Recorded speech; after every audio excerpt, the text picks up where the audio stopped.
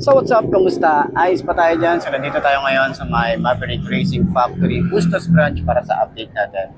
Dito available po sila, marami po silang unit ng Honda Beat Premium. So alamin natin yung specification at yung presyo nito. Kung sulit pa rin nga ba ngayon 2026, bagong taon, bagong motor. Tara, buha ka ron na natin. Ayos na ayos yan.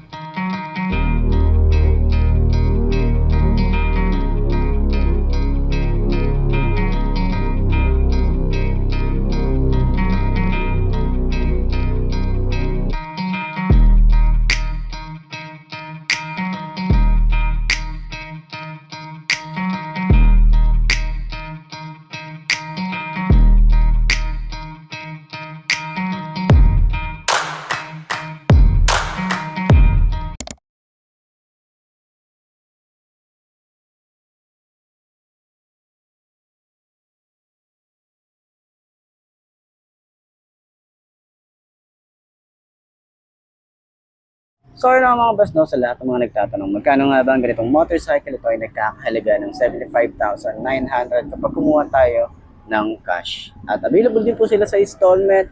Lalagay ko sa screen nyo para at least meron tayong reference kapag kumuha tayo ng hulugan. So sa tingin nyo, sulit nga bang presyo niya ngayon 2026? Comment nyo naman yan. Para doon sa lahat ng mga nakagamit na ganitong motorcycle, baka pwede nyo i-share dyan sa comment section. Ano nga ba yung mga naging experience nyo sa motorcycle na to? Ayos na ayos.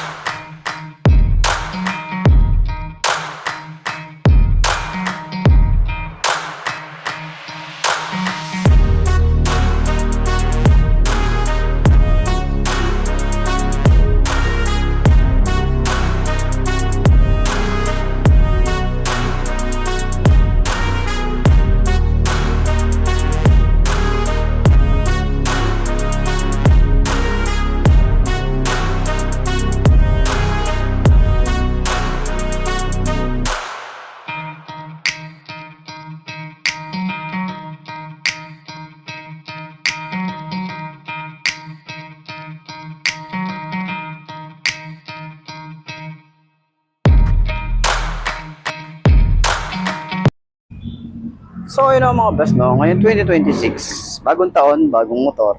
At ngayon ko na lang din ulit mabablog itong Honda Beat na premium. So last time meron tayo na i-vlog na playful naman yon. So bagong decals din na nilabas sa playful na Honda Beat. Okay, so ito kung naghahanap ka ng tipid na motor talaga at pang daily ride, pang long ride, pwede rin naman to kahit sabihin natin na 110cc lang ang isang to, pero goods to pang long ride kung hindi ka masyadong maarte pagdating sa speed.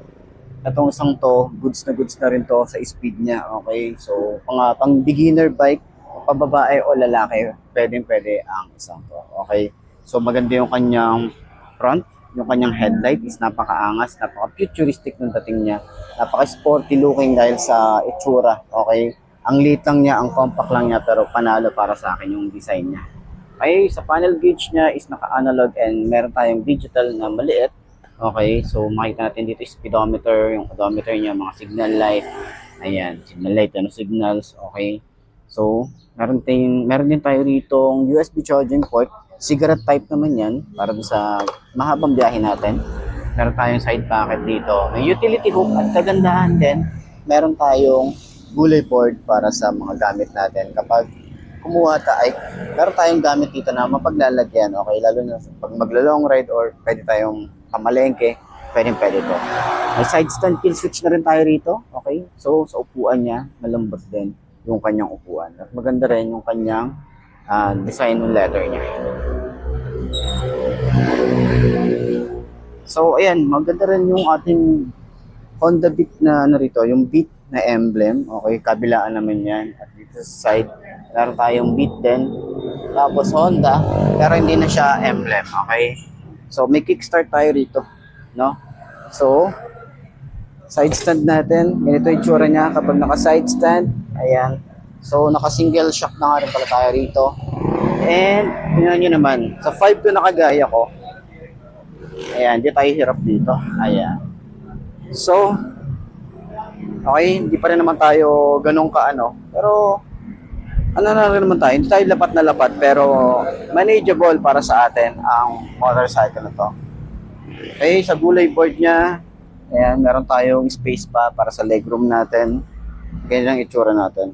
Okay, malapit yung ano niya talaga, yung gulay board niya. Tapos sa upuan, hindi siya ganun kalambot. Pero nandun siya sa gitna. Okay, nandun siya sa malambot at matigas. Nasa gitna siya. Okay. So rate natin yung shock niya kung gaano kaganda yung shock. Okay.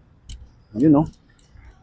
Lambot ng shock. Okay, siguro rate ko to na 8/10. Okay. So dito sa likod, ito mga 7 out of 10. Ayan. So, yun yung ating rate niya. Pero sa mga gustong bumili na ganitong motorcycle, available po dito sa may Maverick Racing Factory Bustos. Lalo na yung mga malalapit dito, puntahan nyo na lang, okay? So, sa tingin nyo, sulit nga ba ang presyo niya ngayon 2026? Comment nyo naman yan. At para dun sa lahat ng mga nakagamit nito, comment nyo yung mga nag-experience nyo para at least dun sa mga gustong bumili na ganitong motor, meron silang idea. Okay? So, yun lamang po at sana nakatulong tong video na to sa mga naghahanap na tong motorcycle. So, center stand natin, magaan ba siyang center stand? Napakagaan lang. Magaan yung motor, magaan din siya center stand. Ayos na ayos siya.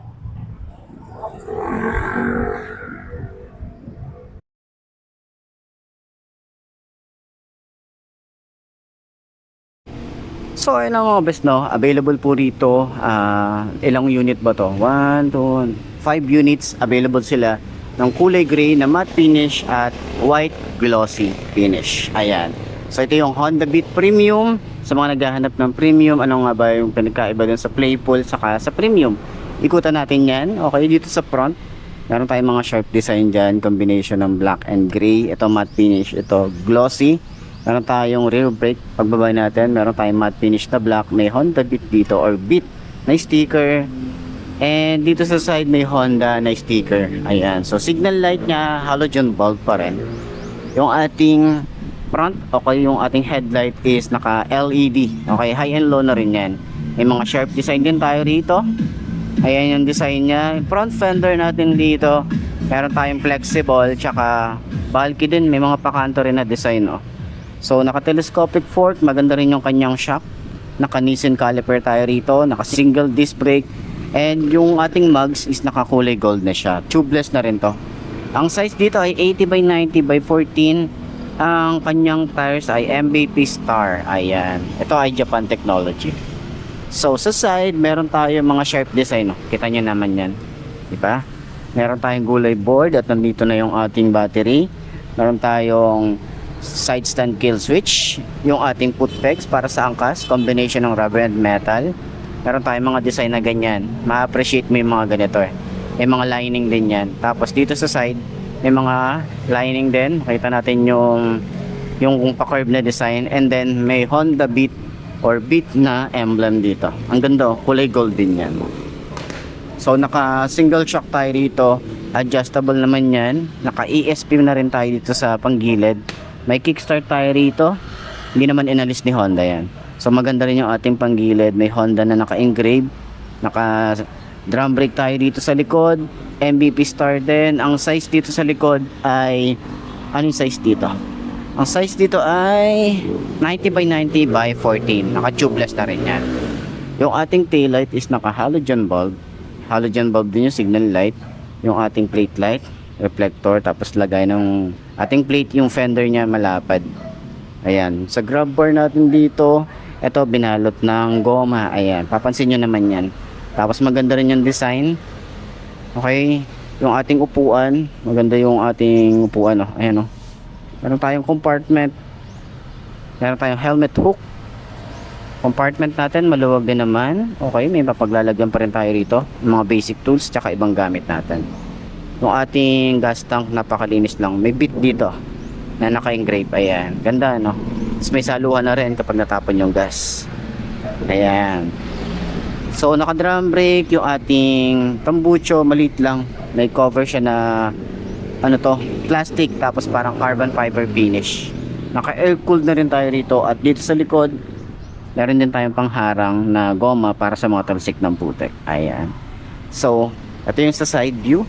Okay, sa panel gauge niya, meron tayo rito, ito ay, asa na? pag naka high beam, ito yung eco, nakalagay. Tapos digital, na maliit lang. Ito naman yung speedometer. Okay, may emblem ng Honda. Yung ating electric starter. So, naka-automatic on na to kapag engine start tayo rito. High and low, wala tayong flasher. Busina, signal light, wala rin tayong hazard switch. Okay? So, yung ating lever dito, ayan, smooth naman. So, naka-combi brake na rin pala to. Ayan, combi brake na rin siya. Papansin natin dito. So, sa ibabaw, sa ilalim naman. Dito sa ignition niya, simpleng-simple lang. Okay, may ano rin tayo rito, may shutter lock, and then pag open ng seat, dito na rin binubuksan. Meron din tayo rito side pocket. Ito, side pocket malalim. Tapos USB charging port. Dito naman, cigarette type naman yan. Okay, ang concern lang natin dito kapag magcha-charge tayo rito, dahil nga pwede natin lagay dito yung bag natin. Okay, nandyan. Tapos yung cord, okay, naka-usli lang yan dyan. Naka-open nga lang siya. Okay, nakaganyan lang siya. Kaya ingat tayo rito, baka masagi natin. So, yun lang yung concern natin. Okay? So, ayan. Sa mga naghahanap ng ganitong motorcycle, puntahan nyo na lang dito sa Maverick Racing Factory Bustos branch or sa any branch ng Mavericks. So, puntahan nyo na lang. At sana nakatulong tong video na to sa mga naghahanap ng ganitong motorcycle. Ayos na ayos yan.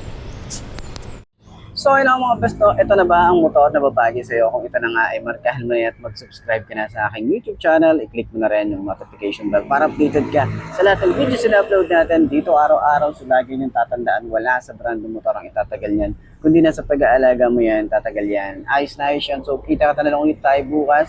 I'm Mark D. Ciao. Maraming salamat sa inyo. Babush.